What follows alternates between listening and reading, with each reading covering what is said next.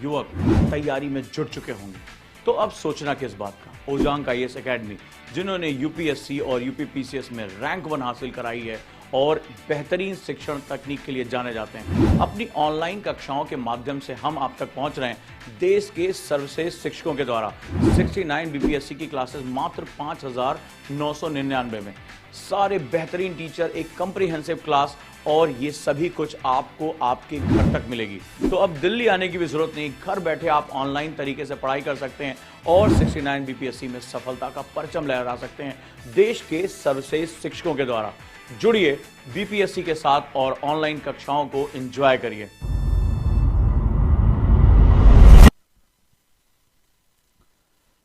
Good afternoon everybody, कैसे हैं आप सभी? आवाज क्लियर है मेरी?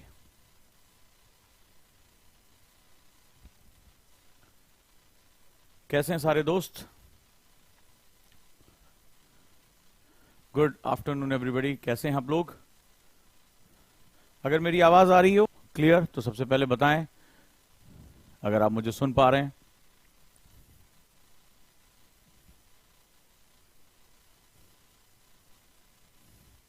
स्वागत करता हूं आज की क्लास में आप सभी का।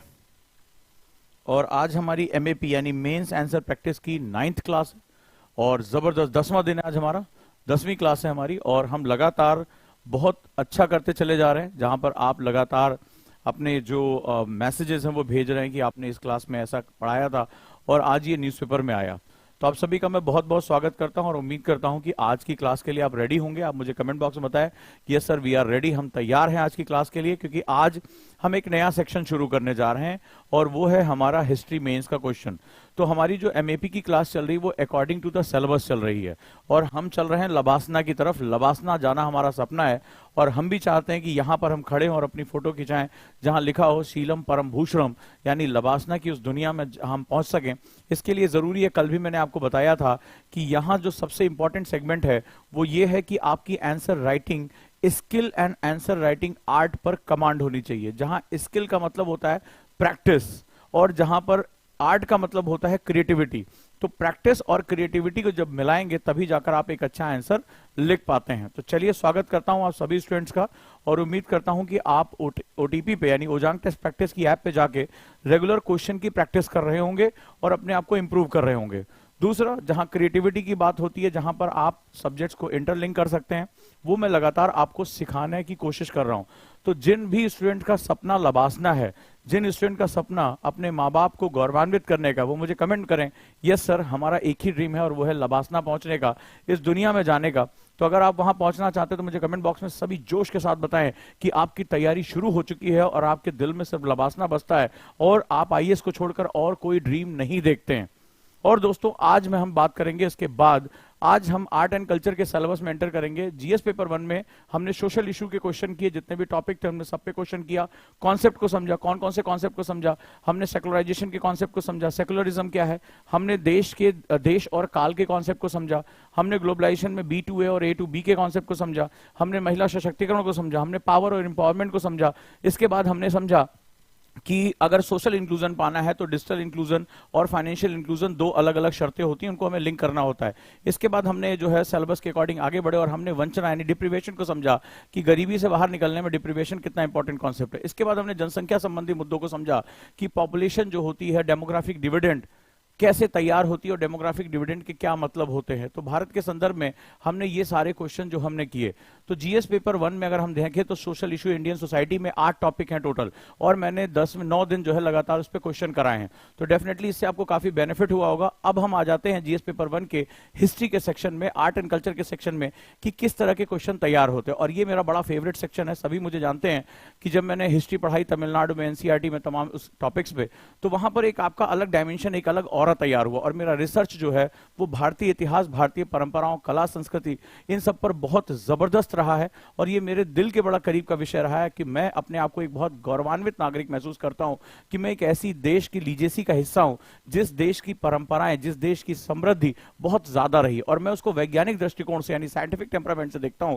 तो मुझे मेरा देश विज्ञान की ऊंचाइयों पर पाया जाता है। आज भले चाहे हम गर्व से ये बात नहीं कह पाते हैं, लेकिन याद रखना दोस्तों कि आने वाले समय में जैसे जैसे भारतीय सभ्यता, भारतीय संस्कृति पर शोध बढ़ती चली जाएगी, वैसे वैसे हमारे नए डॉक्यूमेंट सामने आएंगे और आप देखिएगा कि आपको बहुत गर्व की अनुभूति होगी कि हम उस देश के नागरिक हैं जिन्होंने ज्ञान, विज्ञान, कला, संस्कृति, मानव, तन, मन, धन सब पर जो है उसने काम किया, सब पर काम किया। तो ये बहुत ही अद्भुत, ये बहुत ही एक विहंगम राष्ट्र है, बहुत ही जबरदस्त है। लेकिन एक शिक्षक का कर्तव्य होता है कि अपने स्टूडेंट को इन चीजों से परिचित कराए, ताकि आप जब गौरवान्वित होंगे तो एक गौरवशाली आईएएस जब पहुंचेगा, जो अपने दिल में भारत को लेकर जा रहा है, अपने राष्ट्र को लेकर जा रहा है, वो राष्ट्र के लिए बहुत कुछ कर पाएगा। शक्ति तो होगी, उद्देश्य मिल जाएगा, शक्ति तो होगी, उद्देश्य मिल जाएगा। और जब शक्ति और उद्देश्य मिल जाते हैं तो संसार पे फतह कर लिया जाता है, संसार पे विजय प्राप्त कर ली जाती है। तो शक्ति आपके पास होगी आईएएस बन के, उद्देश्य आपका राष्ट्र होगा, और यकीन मानिए भारत को विश्व गुरु बनने से कोई भी रोक नहीं पाएगा। तो जब हम सभ्यताओं की बात करते हैं, हम उसकी कंटिन्यूटी की बात करते हैं, तो जरूरी होता है कि हम प्राचीन समय से अपनी सभ्यता को बहुत गहराई से समझें। तो आज मैं इस क्लास में आप सभी का अभिनंदन करता हूं, स्वागत करता हूं 10वें दिन एमएपी की क्लास में, मेंस आंसर प्रैक्टिस की क्लास में। और उम्मीद करता हूं कि मेरे सारे स्टूडेंट को मैं क्वालिटी दे पा रहा हूं, आप अच्छे से अपनी पढ़ाई कर रहे होंगे। और अगर आपको मजा आ रहा है तो पहले मुझे बताइए, यस सर मजा आ रहा है। मुझे कमेंट बॉक्स में सभी के कमेंट चाहिए कि हाँ हम सीख रहे हैं, यस वी आर लर्निंग। चलिए मुझे जितने लोग बताइए कि हाँ वो रेगुलर प्रैक्टिस कर रहे हैं और आज 10वें दिन उनके जो सोच है, जो उनका क्रिएटिविटी है, उसमें बहुत ज्यादा परिवर्तन आ गया। सभी लोगों से मुझे मैसेज चाहिए कितने लोगों ने अपने अंदर इन 10 क्लासेस में एक जबरदस्त चेंज देखा है। मैं सभी से ये बात चाहता हूं। चलिए दोस्तों मुझे बताइए।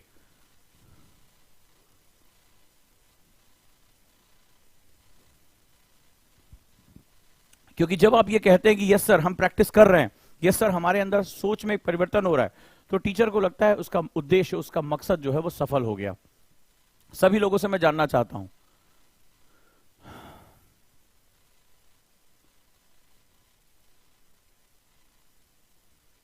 और अब ये लाखों रुपए की क्लास आपको ये फ्री ऑफ कॉस्ट मिल रही है, तो आप जो है वो जुड़िए, इसको समझिए, अच्छे से काम करिए। सभी लोग मुझे बताएं क्या चेंजेस आपके जीवन में आ रहे हैं और अब कॉन्सेप्ट को समझने में कितना आसानी हो रही है आपको। तो चलिए शुरुआत करते हैं। और मैं एक और अनाउंसमेंट छोटी सी कर दूं, राइट। मैं देखना चाहता हूं कि हमारे स्टूडेंट के अंदर कितना दम है, कितना जो है वो जोश खरोश से काम करते हैं। तो यहां हम लेकर आ रहे हैं इस संडे को प्रचंड। प्रचंड बेसिकली जो है वो यूपीएससी का फ्री मॉक है, free all India test series है। और सुबह 11 बजे 23 तारीख को, संडे को 23 ऑफ अप्रैल को, ठीक है, ओजांग टेस्ट प्रैक्टिस की ऐप पर आपको ये मिलेगा प्रचंड। और प्रचंड जो है वो जैसे ही आप इस रविवार को जाएंगे, ऑल इंडिया टेस्ट सीरीज दीजिए, पढ़ रहे हैं आप, प्रीलिम्स का टेस्ट सीरीज दीजिए। अपने दोस्तों को बताइए, आप अलग अलग संस्थानों में पढ़ते होंगे, तो उनको बताइए कि आओ यार ओजांग टेस्ट प्रैक्टिस की ऐप पर हम टेस्ट देकर अपनी रैंकिंग चेक करते हैं। क्योंकि जब आप टेस्ट देंगे और आपको कोई कमी होगी तो यहां मैं मौजूद हूं। आप मुझसे पूछेंगे कि सर मुझे बताइए कि मैं कैसे इंप्रूव कर सकता हूं, तो डेफिनेटली हम आपकी हेल्प करने के लिए आगे आएंगे ही आएंगे। राइट दोस्तों, सॉरी ये 28 है, संडे को टेस्ट होगा, यहां आप कर सकते हैं।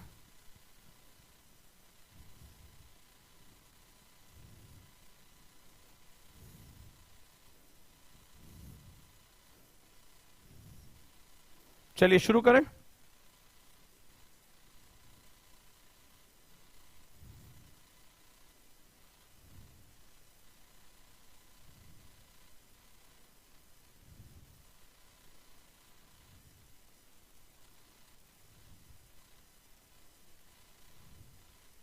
चलिए दोस्तों,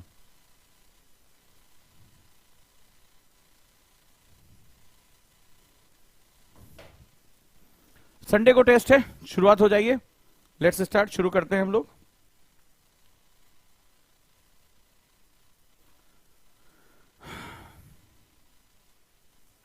तो आज का जो क्वेश्चन है, इसको करने से पहले सबसे पहले हम सिलेबस समझते हैं कि हमारे पास सिलेबस क्या क्या है और उसमें कौन कौन सी चीजें इन्वॉल्व हैं। तो जब आर्ट एंड कल्चर की हम बात करते हैं तो आर्ट एंड कल्चर में Indian painting, dance, music, right, इन सब पे हमारी काफी बात होती है। और अगर हम इसके मेंस के सिलेबस में देखें तो यहां दिया हुआ Indian culture will cover the salient aspect of art form, literature and architecture from ancient to modern times.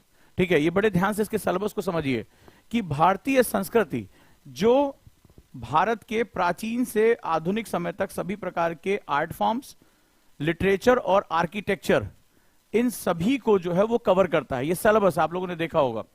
तो आप सभी को हम यहां से शुरुआत करते हैं।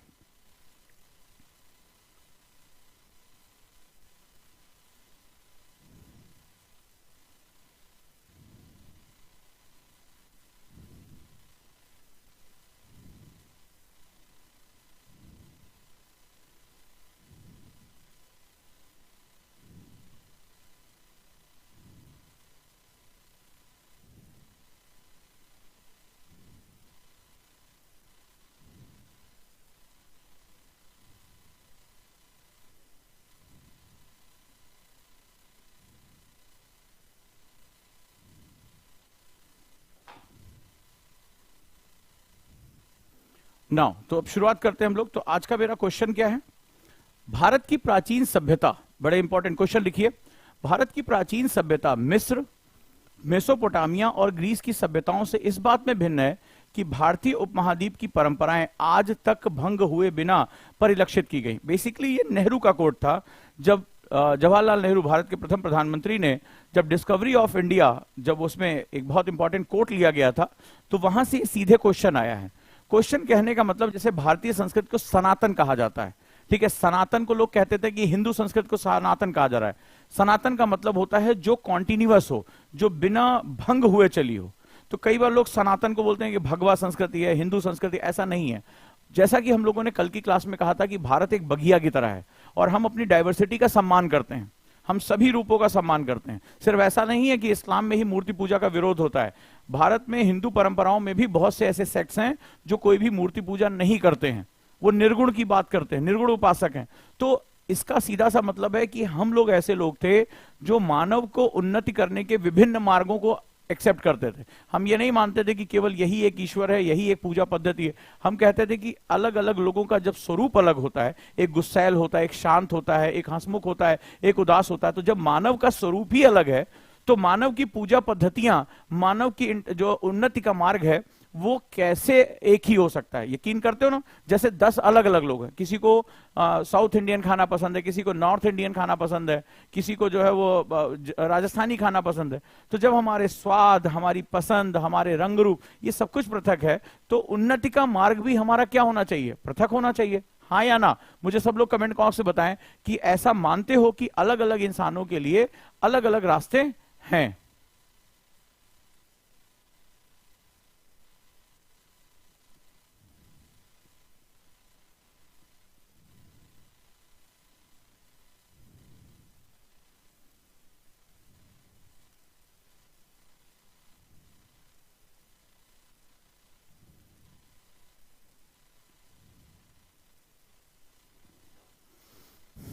रेडी?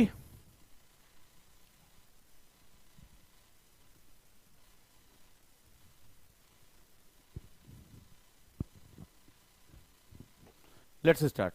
तो कहता है the ancient civilization in India, Indian subcontinent, differed from the those of Egypt, Mesopotamian जो बहुत प्राचीन सभ्यता है, and Greece, in that in its culture and tradition between have been preserve without a break down to the present day. बहुत प्यारा question है, बहुत important question है और मेंस में आ चुका है, ये मुख्य परीक्षा में आ चुका है। अब मैं अपने दोस्तों से जानना चाहता हूं कि भारतीय संस्कृति को लेकर डे 1 से मेरा कॉन्सेप्ट चल रहा है, ठीक है। अब आप मुझे बताइए कि इस पर कह रहा है टिप्पणी करिए। टिप्पणी करिए मतलब ये स्टेटमेंट जो दिया गया है, ये किस तरह का क्वेश्चन है? मैंने आपको सिखाया था, क्वेश्चन का नेचर पहले देखा करो।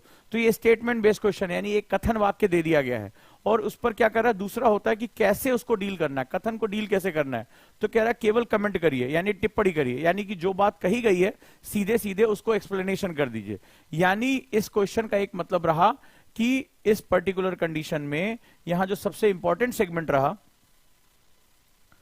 राइट, सबसे इंपॉर्टेंट सेगमेंट जो रहा वो ये रहा कि यहां पर जो है आपको इस कही गई बात को डिफाइन करना है। तो भारत की प्राचीन सभ्यता के संदर्भ में अब क्या होता है कि जब भारत की बात करें तो बहुत ध्यान से समझना। अब एक बहुत कोर कॉन्सेप्ट तुम्हें समझा रहा हूं, क्रिएटिविटी के लिए कोर कॉन्सेप्ट समझा रहा हूं। जिन सभ्यताओं की बात की गई है, मेसोपोटामिया हो गया, ग्रीस की सभ्यता हो गया, या दुनिया की अन्य सभ्यताओं की बात करें, बड़े ध्यान से मेरे साथ चलिएगा, तो इसमें पूछा गया कि ये डिसकंटिन्यू हो गई, ये सभ्यताएं गायब हो गई। आज मेसोपोटामिया का कोई नाम लेने वाला नहीं है। आज इराक में तुम जानते हो कि क्या हिंसा हो रही है, कितना जो है वहां पे चीजें हो रही हैं। ग्रीस का कोई नाम लेने वाला नहीं, वो सभ्यता पूरी तरीके से चेंज हो चुकी है।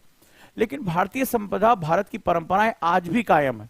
ठीक है, आज भी कायम है। आज भी हम वृक्षों की पूजा करते हैं, आज भी हमारी महिलाएं सिंदूर लगाती हैं, आज भी जो प्राचीन परंपराएं चली आ रही वो आज भी उसी तरीके से अक्षुण्ण चलती चली जा रही।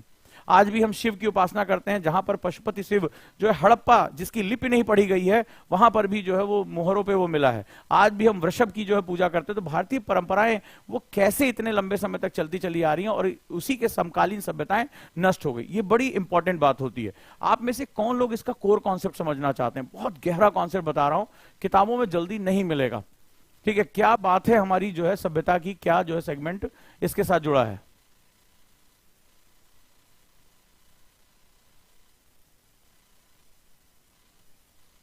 चलिए बताइए।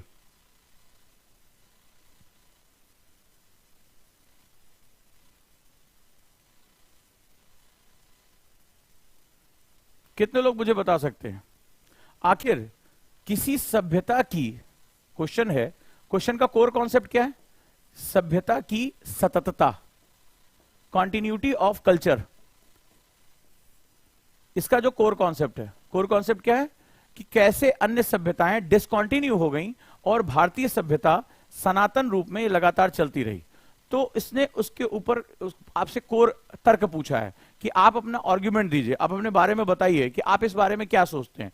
तो इसका जो concept is not about diversity, ये दूसरी चीज है। ये सततता का मतलब, जैसे एक नदी बह रही है और नदी की धारा कभी नहीं सूखती है, तो नदी की कौन सी धारा कभी नहीं सूखती? बड़े ध्यान से समझिएगा, ठीक है,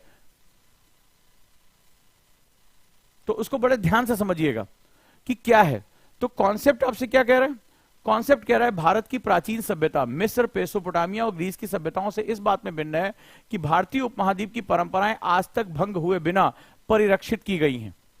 ठीक है, परिरक्षित की गई, यानी कि वो प्रिजर्व हैं और कंटिन्यू चल रही हैं। तो अब जरा तुम्हें एक बहुत इंपॉर्टेंट तरीके से एक कॉन्सेप्ट समझाता हूं, उसको समझने की कोशिश करो। ठीक है, और जैसे भी किसी ने लिखा कि समझ में नहीं आ रहा, देखो मेंस है, तुम्हारी इतनी सी खोपड़ी में नहीं समझ में आएगा, क्योंकि समझने के लिए पहले खुद को खोलना पड़ता है, पहले सुनना पड़ता है। यहां कई लोग लगातार कमेंटबाजी चल रही है उनकी, कुछ अलग है दुनिया, पूछ रहे हैं, बोल रहे हैं एनसीईआरटी की बुक्स कौन सी पढ़ें। ठीक है, इसीलिए फ्री की क्लासेस की कोई वैल्यू नहीं होती है, मैं इसके बाद बंद कर दूंगा। मैं क्योंकि मैं समझ गया हूं कि फ्री में पढ़ाने का मतलब हुआ अपना समय बेकार करना, क्योंकि पढ़ता कोई नहीं है, सीखने में यहां कोई नहीं आता है, वो अपनी दुनिया में मस्त है। कोई पूछ रहा है फलाना कौन सी किताब पढ़े, ऐप धीमे चल रही है, वो हो गया, ये सब कहानियां उनकी चल रही हैं, और मुझे ये सब पसंद नहीं आता, क्योंकि मैं बड़ा फोकस होकर कॉन्सेप्ट पढ़ाने आता हूं। मैं चाहूं तो वो लाइन बाय लाइन टिक करके चला जाऊं, लेकिन अब जो कॉन्सेप्ट पढ़ाने जा रहा हूं वो तुम चाहे 10 किताबें पढ़ लो, तुम्हें किसी में भी नहीं मिलने वाला। ठीक है, तो बेहतर है कि हम इसको बंद करें, मेरा भी टाइम वेस्ट हो रहा है, तुम्हारा भी टाइम वेस्ट हो रहा है। ठीक है, तुम अभी अपना जो है घूमो फिरो इधर उधर। तो मुझे, मेरा डिसिप्लिन थोड़ा सा अलग है, मैं बहुत डेडिकेटेड हूं अपने काम को लेकर, और जब शिक्षक धर्म अपना रहा हूं तो शिष्य का भी धर्म मुझे होना चाहिए कि वो भी डेडिकेशन के साथ पढ़ने आए, कोई गला दबा के तो नहीं पढ़ा रहे हैं। ठीक है, तो I will convert into paid class, चलो कम से कम मेहनत का कुछ आउटपुट तो मिले। तो सभ्यता की सततता क्या होती है, बड़े ध्यान से इस बात को समझना कि सभ्यता की सततता किसे कहते हैं, यानी कॉन्टिन्यूटी ऑफ सिविलाइजेशंस, यानी कल्चर्स क्या होते हैं हमारे। तो जैसे एक नदी है, तो तुमने देखा होगा गर्मी के दिनों में नदी कई कई जगह पे सूख जाती है, बहुत पतली हो जाती है, एकदम ड्राई ड्राई हो जाएगी, बीच में आइलैंड से बन जाएंगे, फिर थोड़ा सा पानी तुम्हें कहीं आगे दिखे पड़ेगा और इसमें ये बहती रहती है। बहुत सी तुमने नदियों को देखा होगा जो इस रूप में चलती है। तो यहां जो क्वेश्चन है उसका मर्म समझने की कोशिश करो कि मर्म क्या है। वो ये कहता है कि ये जो कॉन्टिन्यूटी है, जो सभ्यता है, ये किस रूप में आगे बढ़ रही है, सभ्यता जो है वो किस रूप में आगे जा रही है। तो यहां पे क्या होगा, यहां पर जो सबसे इंपॉर्टेंट बात होती है कि कोई नदी अपने प्रवाह को तभी सुनिश्चित कर पाती है जब उसके अंदर पर्याप्त पानी हो। ठीक है, पर्याप्त पानी हो। और नदी में पानी कैसे आता है, मेरी एक एक बात को बड़े ध्यान से समझना, मैं जिस गहराई में तुम्हें लेकर जाऊंगा वो कई किताबों का निचोड़ होगा अब जो तुम्हें समझाने जा रहा हूं। नहीं तो इसकी थ्योरी ये है, ये ले लो, जाके वहां डाउनलोड कर लो, इस पे जो कहानी चल रही है वो लिख लेना, लेकिन अभी जो समझाने जा रहा हूं उससे आसान तरीके से तुम्हें इसको कोई नहीं समझा सकता। अब जरा इस बात को समझो कि एक नदी है, तुमने भी देखा होगा कि गर्मी के दिनों में आगे आगे बढ़ती जाती है और उसमें जब पानी कम होने लगता है तो वो सूख जाती है, यानी वो डिसकंटिन्यू कर जाती है। या कई बार राजस्थान में तुमने लूनी नदी को देखा होगा, डिसअपियर हो जाती है, गायब हो जाती है। जैसे बहुत सी सभ्यताएं चली और आगे चलकर, जैसे सुमेरियन सभ्यता गायब हो गई, ठीक है, बहुत सी सभ्यताएं गायब हो गई, ठीक है। अब जो सबसे इंपॉर्टेंट सेगमेंट है कि कौन सी ऐसी चीज होती है, जैसे मान लो गंगा नदी है, तो गंगा नदी तुमने देखा होगा कि वो गंगोत्री से निकलती है और गंगा सागर तक, जहां समुद्र में मिलती है, वहां तक वो कंटिन्यू बहती रहती है।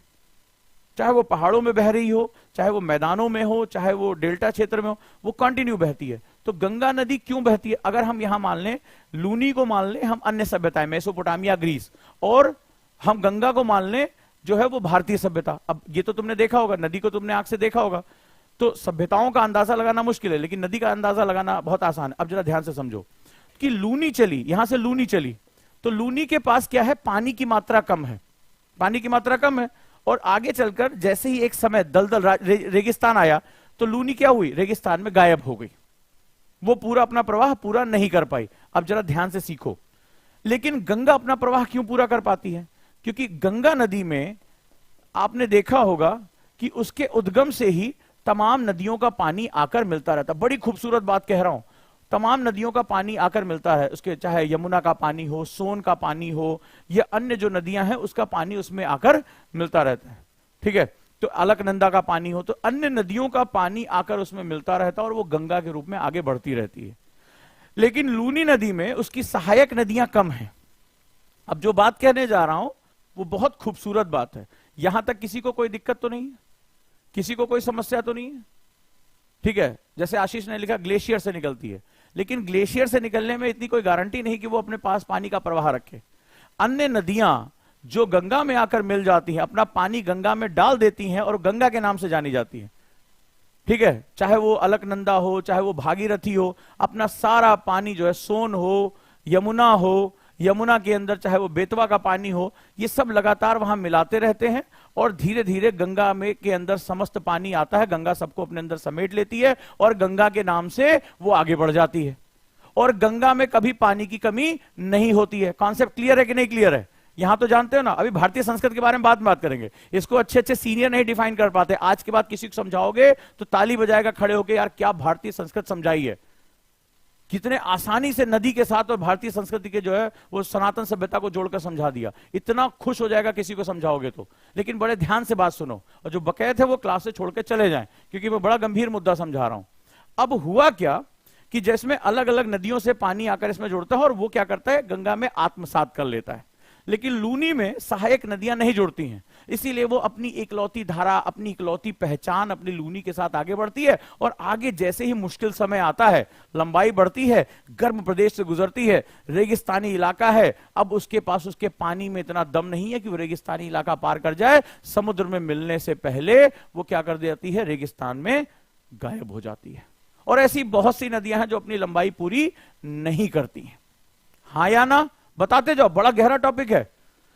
अब जरा देखो इसको, जब कोई संस्कृति, ये ग्रीस की सभ्यता, मेसोपोटामिया की सभ्यता, ये अपनी एक पहचान लेकर आगे बढ़े, इन्होंने अलग अलग चीजों को आत्मसात नहीं किया, समय के साथ उसको आत्मसात नहीं किया।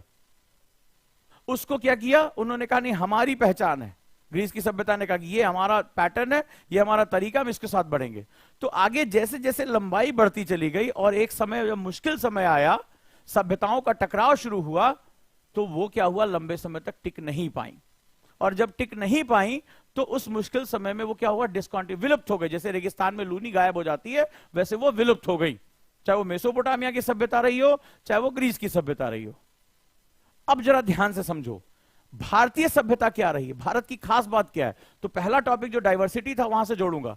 अब भारत ने क्या किया, भारत का जो मूल तत्व था, जो कल मेरा डिस्कशन हुआ था, उसी का कंटिन्यू है कि हमने कहा कि तुम्हारा हमारा धर्म और पंथ अलग अलग है, हम दोनों को मिक्स नहीं करेंगे। ग्रीस ने क्या किया, धर्म को राजधर्म से जोड़ दिया, क्रिश्चियनिटी को रोमन साम्राज्य ने अपना ऑफिशियल धर्म घोषित कर दिया, यही उसकी सबसे बड़ी गलती हो गई।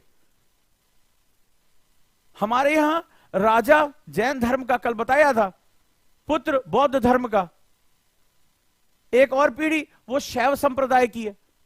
तो उसने कहा कि राजा का धर्म है। हमारे जो ऋषि मुनि थे, जो पुरखे थे, उन्होंने इसको इतने बढ़िया से तरीके से समझाया कि धर्म और पंथ अलग है। तो इसका मतलब बोला कि तुम जब मानव का स्वरूप ही अलग है, और हमने इतनी गुण में बात की, बोला हम 3 गुणों से मिलकर बने हुए हैं, रज तम सतगुण, यानी रजोगुण, तमोगुण और सतोगुण। बोला जब हमारे ये गुण हमारा नेचर डिफाइन करते हैं, 2 सगे भाई अलग अलग प्रकृति के हो सकते हैं, एक संत हो सकता है, एक जो है वो डाकू हो सकता है, तो हमारे मार्ग भी अलग अलग होने चाहिए। हम अपनी रुचि के हिसाब से मार्ग जो है अपनाएं। इसीलिए बौद्ध धर्म की भी जननी यही रही, इसीलिए जैन धर्म की भी जननी यही रही कि हम चले, हमें लगा ये तरीका ठीक नहीं है, मेरा और तरीका होगा, तो मेरा तरीका ये होगा, बढ़ गए बौद्ध कहलाए। मेरा तरीका ये होगा, मैं अहिंसा को इस रूप में देखता हूं, जैन धर्म की तरफ चलते चले गए। कोई था कि मैं ईश्वर को किसी रूप में नहीं स्वीकार करता हूं, मेरे ईश्वर ऊर्जा है, तो मेरा एक अलग रूप हो गया। तो हमने उन रूपों को अपनाया ताकि रेजिस्टेंस ना हो। अंदाजा लगाओ, सोन आ गई, मान लो यमुना आ गई, हमने कहा कि अब वहां लड़ाई होने लगी कि गंगा में मेरा जल इतना है, सोन तुम्हारा जल इतना है, गंडक कह रही मेरा जल इतना है, हो गया, लड़ाई हो गई। तो बोला ऐसा नहीं है, भारतीय संस्कृति में इतनी जो हमने परंपराएं, इतनी जो विविधता दी है, वो कह रहा है तुम जिस रूप में भी चलना चाहो, अपनी उन्नति करना चाहो करो, अपने जल को इसमें लाकर मिला दो और आगे बढ़ो। बड़े ध्यान से समझना। और हमने क्या किया, एक बहुत बड़ा कॉन्सेप्ट इस्तेमाल किया, जहां इन सभ्यताओं ने 2 शब्दों का इस्तेमाल किया, टॉलरेंस एंड इनटॉलरेंस, यानी सहिष्णुता और असहिष्णुता। सहिष्णुता मतलब हम तुम्हारी पहचान को बर्दाश्त कर रहे हैं, बड़े ध्यान से समझना, सहिष्णुता की बात की। और दूसरे ने कहा असहिष्णुता, हम तुम्हारी पहचान को बर्दाश्त नहीं कर रहे हैं, अगर हमारी वाली मानोगे तो ठीक है, नहीं तुम छोड़ेंगे नहीं। इसीलिए वो बहुत स्ट्रगल करने लगे। भारतीय संस्कृति इससे बहुत आगे थी। उसने कहा टॉलरेंस इनटॉलरेंस की बात ही नहीं है, हम तो कहते हैं वसुधैव कुटुंबकम, कि इस धरती पर रहने वाले समस्त प्राणी, सिर्फ मनुष्य नहीं, समस्त प्राणी ही परिवार हैं। हमने कहा सर्वे भवन्तु सुखिना, सर्वे सन्तु निरामया, सर्वे भद्राणि पश्यन्तु, मां कश्चित् दुख भाग भवेत्। और हम इससे भी आगे निकल गए, हमने आत्मा की भी व्याख्या कर दी, हमने शरीर और आत्मा को भी अलग अलग कर लिया। हमने कहा नैनम छिन्द्रन्ति शस्त्राणि, नैनम दहति पावका, न चैनम क्लेदन्ति आपो, न शोष्यति मारुता। हम आत्मा की भी व्याख्या करने में सक्षम हो गए, हम क्वांटम लेवल तक पहुंच गए। ये हमारी सबसे खास बात थी। तो हम टॉलरेंस के कॉन्सेप्ट से आगे निकलकर एक्सेप्टेंस के कॉन्सेप्ट पे चले गए। कभी भी G20 का तुमने देखा होगा, लिखा होगा नीचे, G20 के नीचे लिखा होगा वसुधैव कुटुंबकम। तो तुमसे इंटरव्यू में पूछा जाए बेटा what is the meaning of वसुधैव कुटुंबकम, तो तुम कहोगे सर पूरा पृथ्वी हमारा परिवार है। तुम नहीं, सारे के सारे यही बोलोगे। एग्जामिनर ये नहीं सुनना चाहता है कि तुम उसका लिटरल मीनिंग बता दो और बोलो अरे सर हमें इसकी संस्कृत पता है, उसकी हिंदी में पता नहीं। नहीं नहीं, वो तुमसे कह रहा है भारतीय संस्कृति में इसका तात्पर्य क्या है। मतलब और तात्पर्य में अंतर होता है। तुमने लिटरल ट्रांसलेशन कर दिया कि सर पूरी पृथ्वी परिवार है, नहीं, उसका मतलब पूछ रहा है इसका तात्पर्य क्या है, आशय क्या है। कह दो सर आशय है एक्सेप्टेंस। एक्सेप्टेंस। और ये इतना गहरा कॉन्सेप्ट है जिसकी कोई हद नहीं, कि हम स्वीकार्यता वाले देश हैं, कि हम तुम्हें स्वीकार करते हैं, तुम्हारी विविधता के बावजूद, तुम्हारे अंतर के बावजूद हम तुम्हें स्वीकार करते। जैसे नदी में जब विभिन्न नदियों का जल आकर मिल जाता है तो वो अलग नहीं हो सकता। तुम हाथ में गंगा का जल लो आचमन करने के लिए, काशी में खड़े हो, और काशी में जब गंगा का जल उठाओ और तुमसे कोई कहे पहचानो इसमें कौन कौन, इसमें अलकनंदा का जल कौन सा, इसमें भागीरथी का जल कौन सा है, तुम कहोगे ये तो मां गंगा का जल है, और आचमन करते हो। तो जिस प्रकार नदी अपने आए हुए समस्त जलों को पृथक नहीं कर सकती, स्वीकार करती है, एक्सेप्ट करती है, उसी प्रकार भारतीय संस्कृति में स्वीकार्यता है। वसुधैव कुटुंबकम का मतलब सिर्फ यह नहीं है कि पूरी वसुधा हमारा परिवार है। इसका तात्पर्य है कि हम स्वीकार्यता के गुण के साथ हैं, और जब हम आने वाले समस्त प्रवाहों को स्वीकार करते हैं तो क्या होगा, जब ड्राई टाइम आएगा, जब विदेशी आक्रांता आएंगे, जब भारत पर आक्रमण होगा, सभ्यताओं को नष्ट करने का प्रयास होगा, संस्कृतियों को नष्ट करने का पहचान जो नष्ट होगा प्रयास, तब कभी भी पानी सूखेगा नहीं, क्योंकि भारतीय संस्कृति सभी को समाहित कर लेती है और स्वीकार कर लेती है और अपने प्रवाह को बनाए रखती है। और जब नदी अपने प्रवाह को बनाए रखने में सक्षम हो जाती है तो जैसे ही फेवरेबल कंडीशन आएगी वो बहना शुरू हो जाती है, कभी रुकती ही नहीं है। और यही कारण है कि भारतीय संस्कृति सनातन है, कॉन्टिन्यू है, क्योंकि उसने स्वीकार्यता का कॉन्सेप्ट एक्सेप्ट किया। इसीलिए हमने कहा वसुधैव कुटुंबकम, यानी पृथ्वी हमारा परिवार है, और परिवार का कॉन्सेप्ट ही स्वीकार्यता का कॉन्सेप्ट है, एक्सेप्टेंस का कॉन्सेप्ट है। यानी आपने एक रूम लिया, ऐसे समझो एक रूम लिया और एक रूम में 4 लोग रह रहे हैं। अब ग्रीस की सभ्यता और भारतीय सभ्यता का मतलब समझो, ये चारों अलग अलग पहचान के साथ है। आपने कहा we are room partners, we are room partners. तो रूम पार्टनर्स क्या होते हैं? They are not buddies, they are not friends, they are partners. ये कभी कौन आ रहा है, I don't care who is, कभी हाय हेलो हुआ, कोई बात नहीं है, या एक फ्लैट में रह रहे हैं, एक सोसाइटी में रह रहे हैं, I don't know who is, कौन है ये। तो आपने भी देखा होगा ये कौन इसके साथ मिलने आता है, इसका क्या कल्चर है, ये क्या खाता पीता, आई डोंट केयर। तुम्हें उसके बारे में कुछ नहीं पता होगा, ना तुम्हारे साथ उसका अटैचमेंट होगा, कभी हाय हेलो सामने पड़ गया, hello hi how are you, कहां काम करते हो, बस थोड़ा बहुत पूछ लिया नहीं तो ये भी नहीं मतलब है। तो अगर मैं इसको और सामान्य तरीके समझाऊं तो ये ग्रीस और मेसोपोटामिया की सभ्यता थी, मतलब टॉलरेट कर रहे हैं, ठीक है तुम हो, but I don't care about you, I have my own identity, मेरे पास अपनी खुद की पहचान है, मेरे पास आई एम बिजी मैन, तुम किसके साथ आ रहे हो जा रहे हो, आई डोंट केयर अबाउट दैट। ठीक है, तो ये हो गया टॉलरेंस का कॉन्सेप्ट। इनटॉलरेंस मतलब भगा ससुरों को, सबको भगाओ, हम अकेले रहेंगे। लेकिन when it comes to Bharat का वसुधैव कुटुंबकम क्या है? आपने वर्ड यूज किया कुटुंबकम, यानी परिवार। तो परिवार में ऐसा होता है क्या कि आपके घर में दादा दादी पापा मम्मी, ठीक है, ये सब लोग रह रहे हैं, भाई बहन। सो आपको इससे मतलब है दादाजी को हार्ट अटैक है, हु इज दादाजी, what is meaning of heart attack, I don't care about. तुम नहीं कह सकते, कह सकते हो, मान लो तुम्हारी दादी तुम्हारे दादा तुम्हारे बहुत फेवरेट है, दादी बाबा, और उनको कोई हार्ट अटैक आ गया, उनको कोई बीमारी हो गया, oh man I don't care about that. या तुम्हें बीमारी हो गई तो तुम्हारी माँ, ओ माय गॉड कौन सा बेटा कौन सी बेटी, आई डोंट केयर अबाउट दैट। ऐसा कभी नहीं होता। माँ रात भर जागती है, माथे पर पट्टियां रख के बैठेगी, डॉक्टर पापा रात में जो है गाड़ी निकालेंगे और तुम्हें डॉक्टर के पास लेकर जाएंगे। परिवार एक दूसरे की परवाह करता है, परिवार का मतलब ही परवाह है, परिवार का मतलब ही परवाह है। जहां परवाह नहीं वहां परिवार नहीं, इस बात को याद रखिएगा, जहां परवाह नहीं वहां परिवार नहीं। तो परिवार शब्द का मतलब है आई केयर, आई डू केयर, मुझे परवाह है।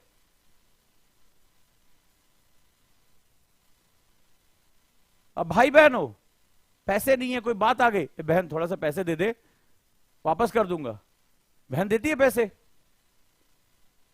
या आपका कोई बड़ा भाई है, भैया थोड़ा सा पैसे दे दो, पापा से नहीं मांग सकता, आप मेरी मदद कर दो प्लीज, भैया दे देते हैं, डांटते हैं लेकिन दे देते हैं, क्योंकि परिवार परवाह करता है। और जो परिवार परवाह नहीं कर सकता वो परिवार नहीं है, वो टॉलरेंस है। एक मकान में, ईंटों के मकान में कुछ लोग रह रहे हैं, right. So this is the concept of Indian वसुधैव कुटुंबकम, और ये हमने प्राचीन समय में बता दिया। सोचो कितने, आज हम ग्लोबलाइजेशन की बात कर रहे हैं, आज हम विश्व समुदाय की बात कर रहे हैं, वन वर्ल्ड की बात कर रहे हैं। भारतीय सभ्यता की ऊंचाई देखो, गर्व होना चाहिए कि कितने समय पहले हमने इसके बारे में बात कर ली, कितने समय पहले हमने इसके बारे में बात कर लिया। तो ये क्या है? दिस इज द एक्सेप्टेंस, मैं स्वीकार करता हूं, मैं स्वीकार करता हूं। और जब स्वीकार्यता का कॉन्सेप्ट है तो आप समस्त पहचानों को अपने यहां स्वीकार कर लोगे। तो this is higher than the tolerance. इसीलिए हमारे अंदर विभिन्न सभ्यताओं का जल आकर जुड़ता चला गया और हमने सभी सभ्यताओं को स्वीकार कर लिया, और हम इसीलिए कॉन्टिन्यू हैं। आप विपरीत समय में, आक्रांताओं के समय में भी हमारा कुछ नहीं बिगड़ा, हमारी पहचान नहीं मिटी, अन्य सभ्यताएं मिट गई। कैसा लगा आज का कॉन्सेप्ट? कैसा लगा समझाने का तरीका? कैसा लगा ये डेप्थ में नदी के साथ जोड़कर जो तुम्हें इतना गंभीर कॉन्सेप्ट बताया, वो कैसा लगा तुम्हें?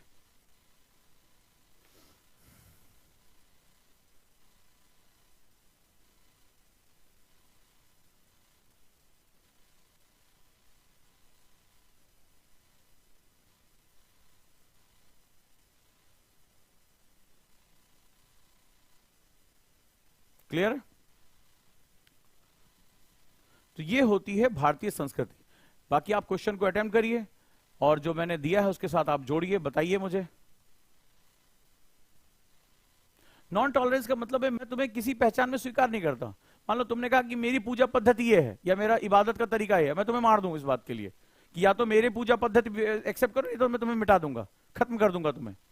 तो ये इंटॉलरेंस हो गया, मैं तुम्हें बर्दाश्त ही नहीं कर रहा हूं। मैं तुम्हारे रंग रूप, संस्कृति, खान पान, पहनावा, पूजा पद्धति, किसी भी आधार पर मैं तुम्हें अस्वीकार करता हूं। मैं तुम्हारे अस्तित्व को मिटाना चाहता हूं, मैं तुम्हारी पहचान का संकट में खड़ा कर दूं, तो वो इंटॉलरेंस हो गया। अब कोशिश करिए ज्यादा से ज्यादा क्वेश्चन अटेम्प्ट करने की, ज्यादा से ज्यादा आगे जाने की, राइट?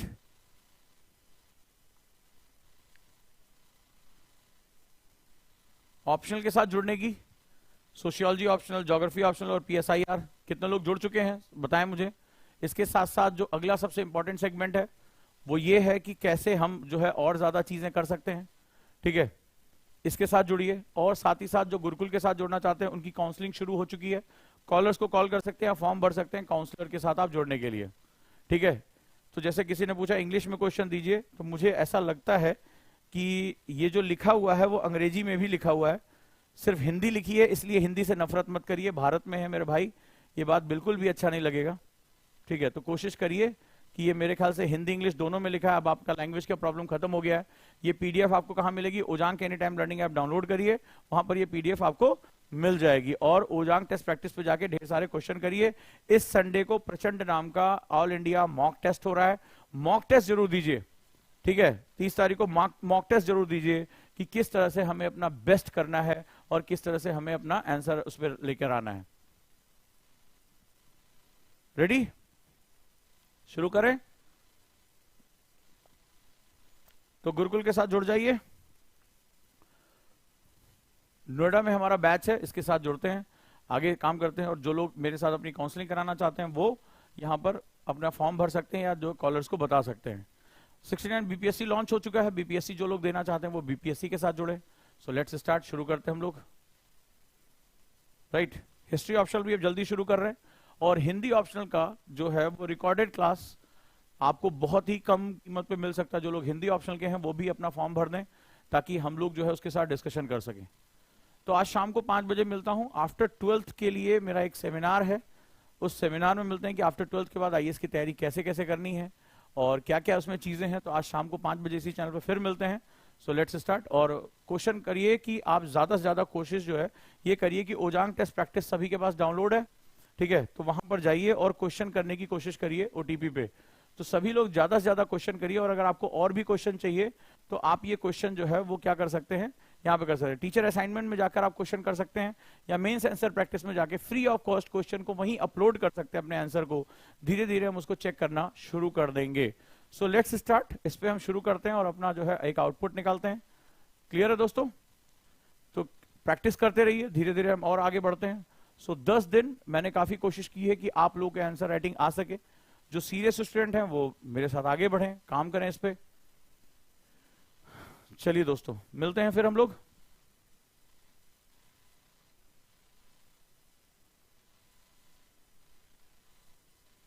आज एमएपी के प्रीवियस क्वेश्चन भी मैं अपलोड करा देता हूं, कोई दिक्कत नहीं है, हो जाएगा।